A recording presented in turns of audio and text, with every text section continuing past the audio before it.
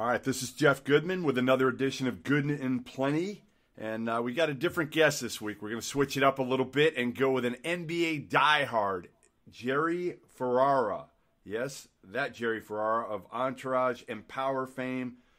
Huge NBA guy, big Knicks fan. Also is the head scout of the Knicks gaming. We'll talk to him about that. The Knicks, little NBA, obviously Entourage and Power.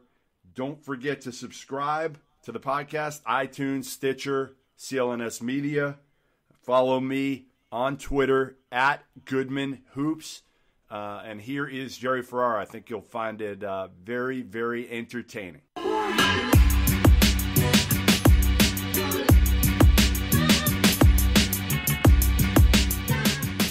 right, now pleased to welcome Jerry Ferrara from combination of Turtle and Proctor, Entourage and Power fame, and back in New York right now, where you grew up, right? Grew up in Brooklyn. Yeah, it's definitely a coming home party for me. I am back in New York, staring out the window at a rainy day, which you don't see in LA very often. What's it like when you come home now? I mean, do you come home? Do you have a place in New York where you know you got a place in LA, place in New York, and you kind of split time? That was the case for quite a few years, and then leading up to the last few seasons of Power, they kind of have stepped up my role a little bit year by year. So this last year, the one that's airing right now, you know, knowing I have to come back, I usually do the back and forth. I had just gotten married, and my wife and I were talking. I'm like, listen, we may not get an opportunity like this. God willing, we're going to have a family very soon where we could just go let's go live in New York for a year and see how it is. And I mean, I knew how I would feel about it. She hadn't really spent that much time in New York. She's an Ohio girl, Cleveland. Yep. And we came back here for the year, and we just recently sold our place in LA. So I think we're going to be in New York for a while. Are you like back in Brooklyn, like close to where you grew up, or are you in Manhattan? I'm in Brooklyn. I'm towards like the Williamsburg area, which is a very weird area because it's like somewhere, you know, I lived here till I was 20 years old. I think I went to Williamsburg maybe once for like a baseball game, a Little League game. So being back here, it's weird. I don't feel like I'm in Brooklyn at all, but I'm still like 20 minutes away from my old neighborhood and my old friends, and a lot of my family still here. My mom is like out in Staten Island now, and my brother. So it's good to be home. I get tons of Knicks games, which is both good and bad. It's a really good balance. We'll get into the Knicks in a little bit. I figured. We'll hit them. Yeah, we'll hit them in a little bit. Let's start with I want a scouting report on you as a player and kind of, you know, do you play any of these pickup games out in LA? Are you know, at the local Y? What type of player are you? Okay, so I'm going to give you the player I was like 5 years ago, and then I'm going to give you what I am now, because there is a difference. I'm 38, approaching 39 very soon. So is this pre-diet? Is this like pre-diet? This is like the first few months of the diet. So Okay. This is me at like, let's see, my highest was like 203. I'm now like 155. This is me at like 180. Okay. So I'm already like, I'm 20 pounds in, but I'm still huffing and puffing, getting up the court. It really, as I started, the more and more I played, I was up to playing like 4 times a week, just because obviously I love to play and I love the game, but then also I really started getting addicted to the cardio. Like, I cannot run on a treadmill or an elliptical. To me, that's the only way to make time slow down, is to go on a treadmill. I can't do it. So maybe after a year of that, by the time I was about 33 years old, I probably had the best cardio on the court. I've been playing in a pickup game out in Beverly Hills at the Y over there for almost a decade now, with like the same 20 guys. It's a great game. And then you fast forward now to here, and I'm struggling to find a game. There's some great pickup games here. They're very exclusive. But the problem, Jeff, is this.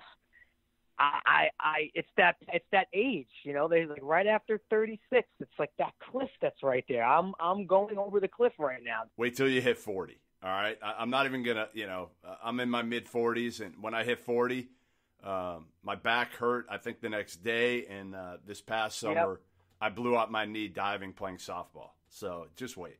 It only gets worse. Well, my plan for that, I've been working really hard. I played in that the All-Star game, the celebrity game. I kind of got froze out. I got benched a little bit for Bieber, which hurt my ego a little bit. But I was only shooting threes, and then I had that realization, like, this is my pickup basketball future. I just got to be a knockdown three-point shooter. I'll always get picked. I probably won't ever get hurt unless I just have a non-contact injury. And you could play like that for years and years and still put on a show. So I really focused this summer on the NBA three-point shooting range. Yeah, get the machine. You know, you got to get the ball machine out. You know, buy one, rent one, whatever you got to do, and just get in the gym. Interesting thing that I ran across, you're the three-month employee of the month at Boston Market back in the day. I found that fascinating, by the way, that you worked at Boston Market. Was that out in L.A. when you moved out there, or in New York before you went out to Hollywood? So that was in L.A. I was 20 years old when I moved to L.A. So about a month or two in, once I finally found an apartment with a roommate from my acting class in New York, we both kind of moved out there at the same time. I didn't have a car in L.A. for the first 2 years, and if you've spent time in L.A., and those of you listening, if you haven't, being in L.A. without a car is like being in space without oxygen. Like you have no options. It's over for you, because public transportation, at least at the time, I believe it's gotten better in LA, but back in 2000, it was almost non-existent. It was really, really bad, and everything in LA is really spread out. It's not like New York where you just walk out your door and just walk, and you do all your errands. And obviously, this is way before Uber and Lyft or anything. So Boston Market just happened to be on the corner of my first apartment, so I walked in there, got a job. I had worked as a kid. I worked most of my life, so it wasn't that I was like unaccustomed to working. But in Brooklyn growing up, it's always like you're working for some friend of the family or friend of someone. It's kind of an inside job. So this was the first job I had where I was just like employee number 1, 2, 4, 7, like clock in and clock out. But it was the best thing for me because I really, right off the bat, had a giant sense of responsibility. I think I had to work like 60 hours a week to clear like $330, I think, something around that that range. And they did give me the flexibility to still go on auditions and stuff. And I won that Employee of the Month, and I took a lot of pride in that. And that really whipped me into shape right away, because very much so I was like, my goal is to get out of this place. So how did you get the role of Turtle and Entourage? I don't think I've ever heard that story of how you get it. Is it just, auditioning? Did you know somebody? Did you have to? In a lot of ways, it's like the traditional way where I did audition like millions of times. So that was, I think, that was like the end of 2003. So I'd been out there for 3 years, and I'd done some guest stars and recurring work on TV, nothing major, but I was working a little bit. And I had done an indie film that did well in a lot of the film festivals. So he's actually my manager now, but a guy by the name of Steve Levinson, who at the time and still manages Mark Wahlberg, they, came up with Entourage. That was the show that they sold, basically Mark Wahlberg's Entourage. So he ends up signing me as a client, and he starts telling me about this show, Entourage. Oh, there might be a part in it for you that you might be able to get. But, even that level of like, all right, I have a little inside edge. I mean, I must have auditioned for the Turtle part 45 times. I think I even auditioned for the E part at one. I mean, they were just mixing and matching. It wasn't so much like, oh, we don't know if we want this guy. They were just trying to find the right 4. So it really does become like almost like a science experiment. Like you're just mixing different personalities. And ultimately, even if my manager, Lev, wanted me for the part, at the end of the day, you still have to get approved by the network, which is HBO. That's the final say. And with HBO, if you don't get cast approval, you have no show. So that final day, I'll never forget this day as long as I live. What they basically do at the network test, they bring like 3 or 4 people per character. So you look around the lobby, and there's the 2 other turtles, there's the 3 or 4 E's, there's the 4 handsome Vince characters. There was always only one Johnny Drama, though. I think Kevin Dillon was locked in from day one. And it really is like Hunger Games almost. They're just bringing you in and mixing and matching, and then they start sending people home. They're like, okay, you can go home, Jerry, you stay. It's like, oh, I got through that wave. And it's like 4 hours of that. And at the end, I remember there was a few people left, and it was me, Kevin Dillon, Kevin Connolly, and there was another person there for Vince because Adrian Grenier wasn't in LA, but we were standing on like the stage. That's where these auditions happen, in like a black box theater. And we read a scene, and everybody laughed, and they kind of dismissed us. And you still don't know at this point. And I remember I had a car now, year 3. Yeah. I drove home, that Boston Market money. And I remember I was in like a parking lot of a 7-Eleven, probably drowning my sorrows in a Slurpee or something. And Doug Ellen, the show creator, called me and was like, you got the part, start shooting the pilot in 2 weeks. We're rehearsing soon, get ready. And I just sat there in like silence and shock and relief. Did you have any clue how your life was going to change that day? Or when did you realize your life was going to change? Definitely not that day, because while I knew my life was going to change, like I could stop working in restaurants, but you never know for quite how long. I mean, at the time we were only going to shoot a pilot. So you have no idea. Then the next hurdle is getting picked up. Is the show going to get picked up? And it wasn't, look, for me, I didn't feel safe until like the last 2 seasons. We did 8 years. I always operated from a place of like fear. Like this is too good to be true. Someone's going to come along and rip this away from me. So I'm going to hold on really tight. And I regret that a little bit because I should have enjoyed it more. I mean, I enjoyed it, don't get me wrong, but I just was very afraid of blowing this opportunity. But the last 2 years, it almost felt like a victory lap, those last 2 seasons. What's the story that stands out the most over the years? And I'm sure there's tons of them, but one story that just kind of was maybe, we talk about like inside baseball, inside Entourage, or you guys hanging out or going out or whatnot. All right, I'm going to try and give you like 3 condensed. Okay. So I'm going to try to just hit the highlights. All right, let's do it. So right when we all got the part, and after Doug Ellen made that call, we were like a week away from shooting the pilot, Wahlberg took us for like almost character research to Vegas for the Roy Jones Antonio Tarver 1 fight, which was a great fight.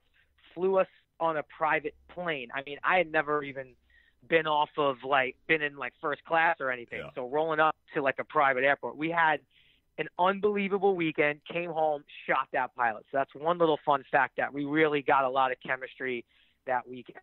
Fact 2, I'm going to give you 2 Iron Men stories. All right. Okay. Maybe about I think this is season 3. We're shooting a scene where we're shooting hoops in our front yard. In between takes, Kevin Dillon and Adrian are playing a little one-on-one, guarding each other. Adrian, God bless him, I love him. Yeah. Zero athleticism, doesn't play sports, doesn't want to play. I mean, he plays a little golf. Terrible. He like steps on Kevin Dillon's foot. Kevin Dillon loses his balance, falls, breaks the fall with his like hand bent, and breaks his forearm. No way. While shooting. Yes. We all knew. Like, he went into surgery 3 hours later. It was gruesome. I mean, it was really tough to look at. Yeah. So that weekend during the photo shoot, Kevin Dillon, gritty, gutsy performance. I mean, I don't know what he was on because he was in so much pain. We completed the photo shoot, and if you look at every photo from that Entertainment Weekly shoot, Kevin Dillon's arm is strategically hidden behind me, because his hand and his forearm was about 4 times the size. It looked like the Nutty Professor movie. And I just always remember that, of like, what an unbelievable, I mean, I would have been out for a month. So then there's that story, and I'm going to fast forward. Was that to the last movie. time? Yep. Hey, was that the last time that Adrian played hoop with you guys? We were all banned from playing basketball after on the set. But what they should have done was they should have banned us for playing football, because what happens next, years later while shooting the Entourage movie, we had a sequence where we were at we're throwing a party at my character's beach house, and there was 100 cameos. I mean, everything from Gronkowski, Russell Wilson, Clay Mack, a million of them. So we're playing a little two-man touch in the sand, and I'm guarding Kevin Connolly. Russell Wilson's throwing us pass routes. I mean, never did I ever think I'd say a sentence like that in my life. Yeah. And Kevin and I are real competitive, but in a healthy way. Kevin's a really good athlete. This is Connolly. So Kevin runs. I think he runs just like a little goal line slant, catches it. I make the touch. He doesn't stop running. Then I kind of wrap him up a little bit. He's now like carrying me to the end zone, and he just leaps. He leaves his feet and stretches out to like cross the goal line. And when we come down, we like come down on like a rock that was underneath the sand. And Kevin Connolly breaks his leg. Oh, come on. On like day 5 of shooting the Entourage movie. I mean, but we didn't know. I heard it. At first he gets up. He's like, what was that? I'm like, I think that was you. And right away, like Russell Wilson, Gronkowski, they're all like, he sprained his ankle. Tie your shoelaces tight. Ties his shoelaces, goes on to shoot an entire day, a 10-hour day of work. The next day, Jeff, his leg is oh my God. And finally, he was even working the next day. They're like, all right, let's go get it looked at. He broke his leg in 3 places and had to have emergency surgery. They put like plates in his leg. And then again, another gritty, gutsy performance. The dude was back like 4 days later shooting the movie. Like just dedication. Because honestly, shutting down, it's tough for a production to shut down. It costs a lot of money. You lose momentum. Like Connolly is such a team player, and I know deep down he like did not want the feeling of like, oh, we're all shutting down because I got hurt. Like he just didn't want. He's not that kind of guy. He wanted to keep going, and he did. And I'm still mind blown because again, I would have been out for 2 months. So he's like, is he limping around? Does he have crutches? I mean, crutches. I mean, crutches. He's like half in a wheelchair. He's got like a knee to foot cast. It's like it was a bad leg. It was bad. Wow. The doctor was like, I don't even know how did you not come straight here? Man, that's tough. He sprained his ankle. The football players are like, I have a high ankle sprain. You'll be fine in 3 weeks. Yeah, I'm sure Gronk was like, get back out there. Come on, I get out there. Exactly. I mean, I want to even say that like Connolly had to do like a sex scene that night with a broken leg without even knowing his leg was broken.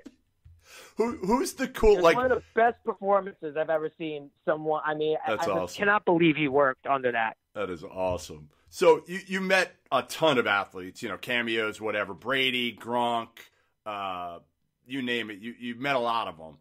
Who's kind of the most fun, or maybe who you were the most wide-eyed and intimidated meeting? I gotta say the Brady situation was unbelievable because first off, that wasn't initially. I believe initially when Doug Ellen wrote that script, it was supposed to be the Vince character and Johnny Drama versus Peyton and Eli Manning. Okay. And I think the Mannings maybe solicited, like they wanted to do it, like came to Doug, and then like 2 weeks I think before the shoot they backed out. Something happened. They're out. Now, Doug wrote this whole script. It's the 3rd or 4th episode of the season, and now we have, like, it's over, essentially. How are you going to fill those shoes, right? Like, it's not going to be the same. And that's one of the benefits of having Mark Wahlberg as your executive producer. He just literally came out and was like, you want me to do it? And, of course, it's like, yeah, that's we got one leg done. That's great. But who else? And Mark's like, well, you want me to call Tom? It's like, what, Brady? Yeah, call him. If you could call him, call him. And in like 2 weeks' notice, and this was the year where he was coming off the brutal knee injury versus the Chiefs, if you remember, obviously. So he hadn't played football. No one's really seen him in a long time. And then he shows up day one, looks great, super nice guy, like happy to be there. Wasn't like in a rush to get away, like let's do this and get out of here. Totally cool with the crew. And it's a scene on the golf course. It's like 5 a.m. and like we're rehearsing, and then we get to like play around, hit some balls. Of course, he like gets up and rips like a drive 290 down the middle on a tight fairway because he's also good at golf. I'm like, if this guy's a great actor too, I'm really done. Like, I'm just done. Anyway, really, really good actor, but also for me, I had to be really obnoxious to him. So I'm like just meeting him, like, hey, Tom, Jerry, nice to meet you. And then we're shooting a scene where I'm basically like refusing to shake his hand. Right. And I'm talking to him about the Super Bowl that he got waxed in by the Giants. It was a little intimidating for sure. But Brady always stands out. Yeah, that's pretty cool. That's pretty cool. All right, let's transfer a little bit to hoops. I mean, you're a huge diehard Knicks fan. We'll start there. All right, we'll start there and kind of, I guess, let's start with the current Knicks and the offseason and Fizdale. And I assume you're a huge Kevin Knox fan now after the Summer League. But, like, what are your realistic expectations for this Knicks team, with Porzingis hopefully coming back and, added a few pieces? What do you think they could do this year? Okay, so, it's a few ways I think about it, because if KP was healthy and going into this year, I was at that knee injury game very close to when it happened, where it was when it happened, so I'm still traumatized. But if he were healthy, my realistic goal, obviously the draft situation, maybe we don't have Knox, or if he was going to be back relatively soon, I always say, look, if you could get into the playoffs, I'm not afraid of like the 8 seed. I know that's like taboo in the NBA. Like, who wants to be the 8 seed? You get a crappy draft pick and you lose in the first round. I think there's a ton of value, especially when you have a young team, and even getting swept in the first round of the playoffs. So if KP was going to be back relatively soon, which I don't think he will be, I would say 8 seed would be a great situation to be. That being said, if it's more like February, like people are saying, I definitely a dream situation would be to be competitive but still lose enough to get a good draft pick, but like really just develop Knox and Frank. I mean, Frank still needs to develop, and I think he will. And I mean, Mitchell Robinson, everybody's over the moon about. Again, like, that's a lot of summer league stuff. Like, I want to see him do it in the regular season. He's talented. And it really does look. He's really talented. My biggest fear for Mitchell, and I tweeted it when he got drafted by the Knicks, was I'm just scared of Mitchell Robinson in New York. And I hope they have the right people around him, because there's no questioning his ability. It's more of the fact that he's super immature and naive. And as long as they have the right people and good people around him, and they kind of make sure he's with the right people in that locker room, I think he's got a chance. If not, it could be a disaster.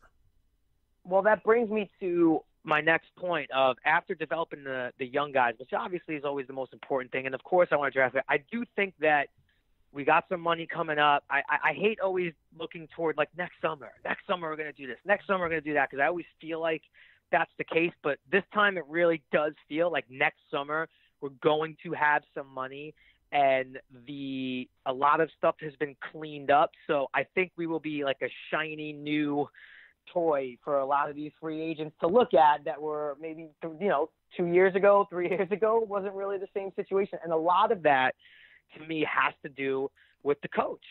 Nothing against Jeff Hornacek. I think Jeff Hornacek's a really good coach. I was at a lot of Knicks games.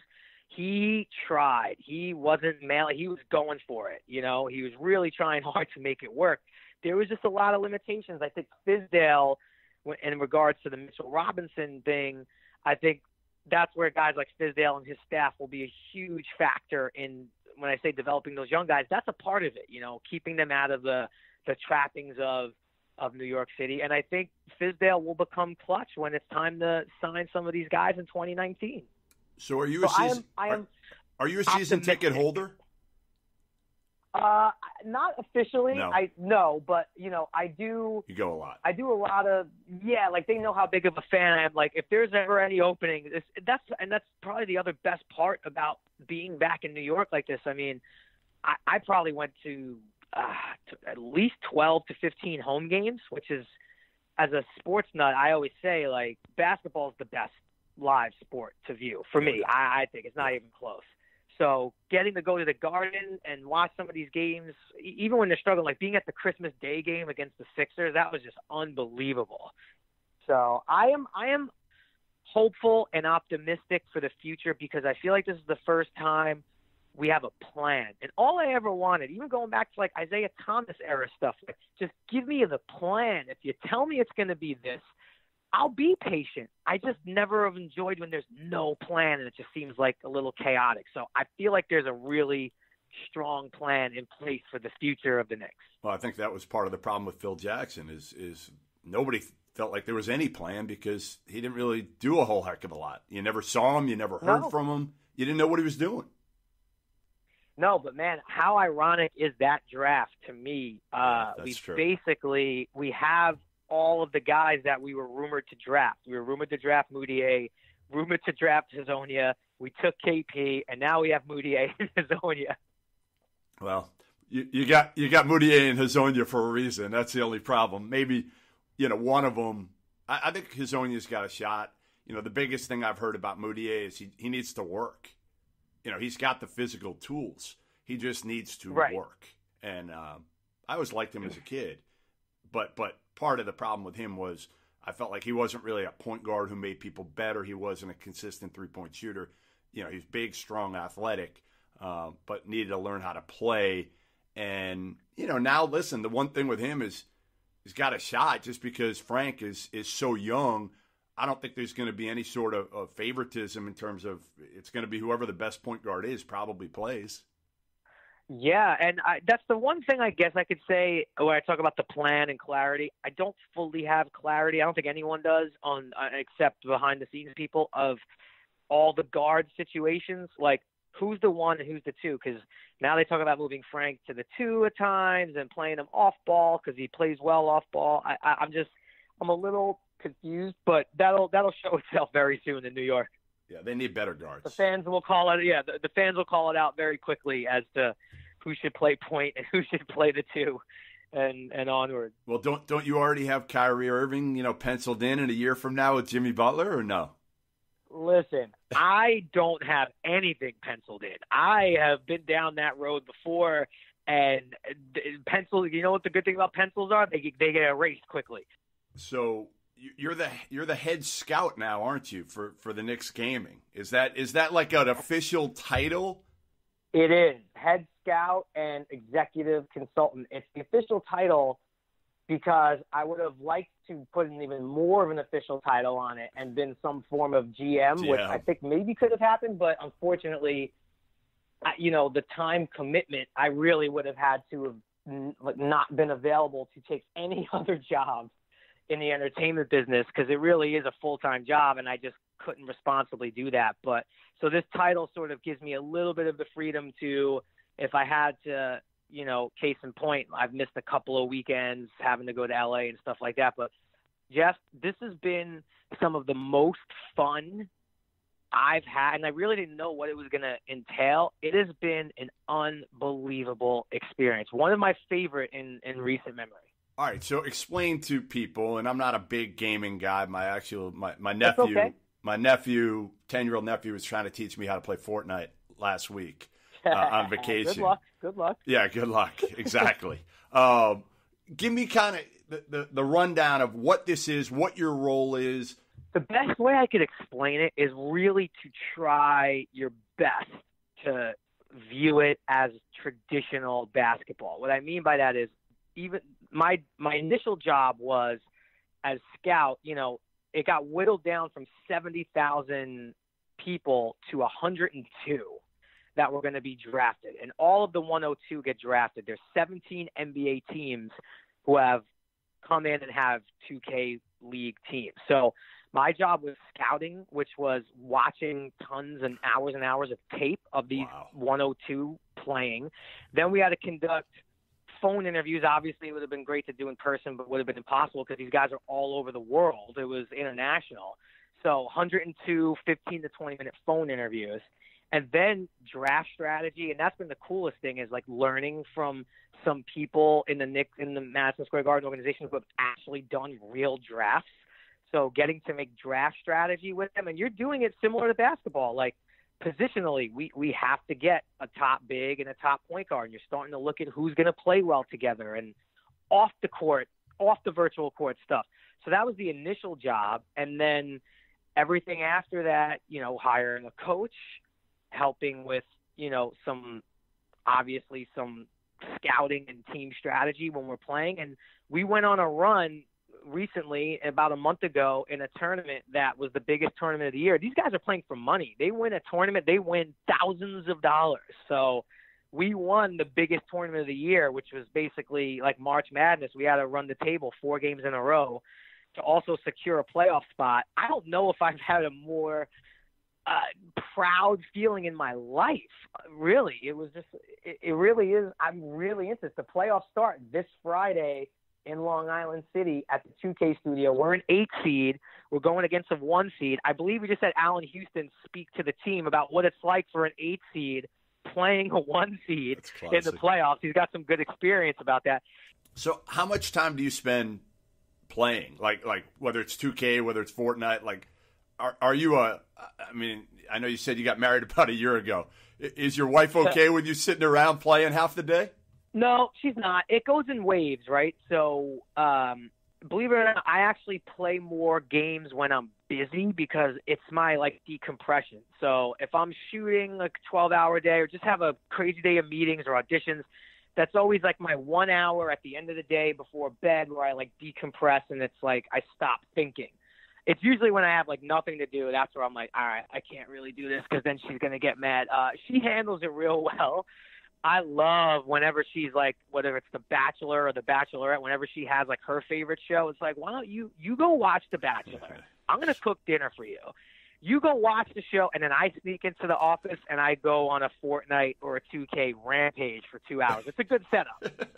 Are you good? Like what level would you say you're at in both those? I mean, are you could you play with these dudes at all?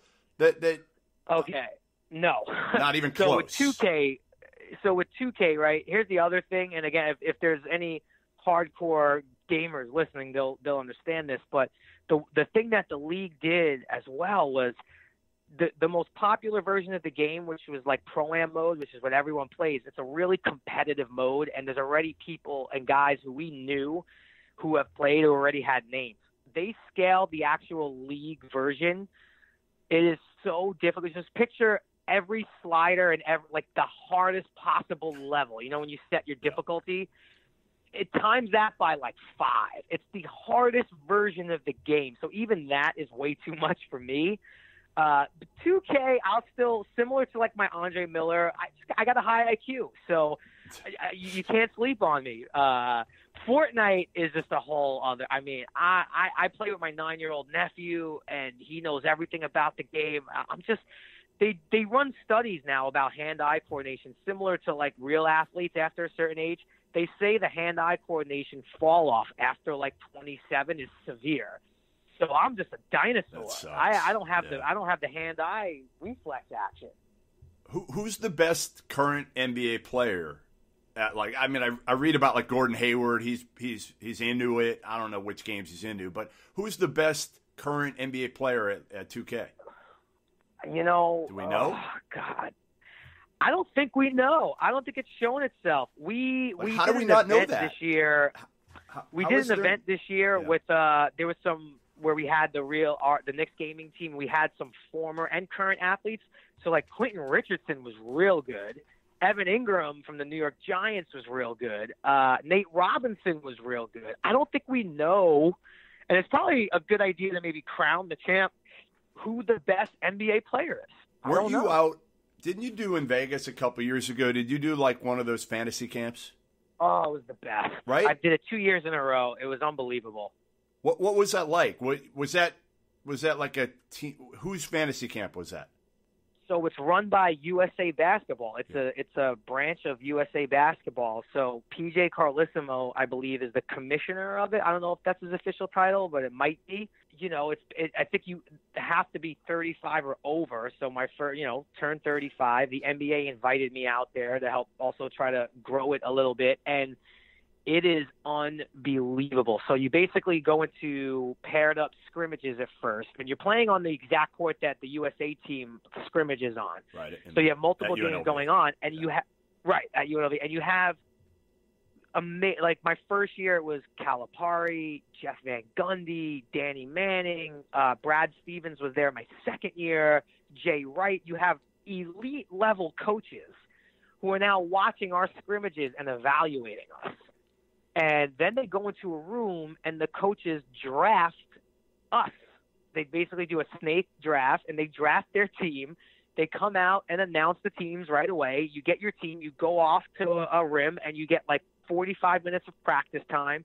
And then boom, you're having 2 or 3 games a day for 3 straight days, all leading into this one and done tournament. And it's awesome because if you get bounced out in the first round, like I did one year, I just switched my flight around. It was Vegas to LA. I went right home in my uniform still. That's how pissed off I was. They have a great event where you get to hang out with the USA players and you get to go to the USA game. They usually have that red or blue versus white or red versus blue, whatever they do. I would encourage anyone if they have the means to get there and have been on the fence, it is an outstanding event. Do you know where you were drafted in these? Did they ever divulge, where you ended up getting picked? I think Calipari drafted me 3rd round. So that's not bad. We had a guy, our first round pick was still able to dunk at 35. So he went first. Smart. I think we had another big man. I think I was 3rd round. I'm surprised. Calipari likes length, Jerry. I'm surprised he took you that high. He was calling me Hollywood the whole time. Was hey, he? Hollywood, you got to run horns the way I tell you to run horns. That's awesome. It was awesome. I think you need to have the 2K competition for the NBA players. Just put it in Vegas, put it there around the national team and try to get this thing set up. Crown a champion. I think it would be a great off season for both the 2K League and the NBA League to do. Yeah, I think the way to do it is you do like 2-on-2 in the park version, and you could crown the best 2. That'll be the that's actually a really, really good idea. Let's do it. So you're done filming Power. When did you finish filming this season of Power? I think we finished probably around April, and then then that's when the wife and I we made the full move to New York, and it's been a fast summer to say the least. Time is flying by right now. And when do you start up again? They haven't announced it yet. I mean, if I'll be getting that. Right. Yeah, with Power, you never know if you survive or not. If you're going to be killed off or not. Right. Yeah, it has that element of The Sopranos. That was always the thing, which is my favorite show of all time, where the characters just you never knew from one episode to the next who were going to survive. I got to say, between Entourage and Power, those are probably 2 of my top 5 over the last 10 years. Yeah, I'm kind of screwed up, too. I got Shameless in there. Shameless is a great show. Great show. Great show. Yeah, it's really well done. I mean, it made me feel better about myself. That was the key for Shameless. They were so screwed up that I felt like I was normal after I watched it. Well, it's not this bad, right? Exactly. My life's not this. But, well, listen, I appreciate... It's a good time for television right now. I appreciate that, Jeff, and I appreciate your time. I'm glad we got to do this. No, me too. I appreciate you taking the time and try to enjoy the rest of the summer in New York. Hopefully you get some nice days, and I'll be praying that the Knicks become, at least relevant for you. Here in Boston. Let's talk again in a few months. Yeah, I know what a time to be alive over there, huh? I mean, your Yankees are not going to catch the Red Sox. The Patriots still have Brady. The Celtics have Brad Stevens and Kyrie and Hayward coming back. Even hockey, the Bruins are pretty good. I mean, I know you guys have like 10 teams in New York. So maybe that, all those teams will make up for it a little bit. But I do, listen, I hope your Knicks get it going because the NBA is better when the big market teams are good. We know that. Yes, agreed. And it's going to be fun. Let's check back.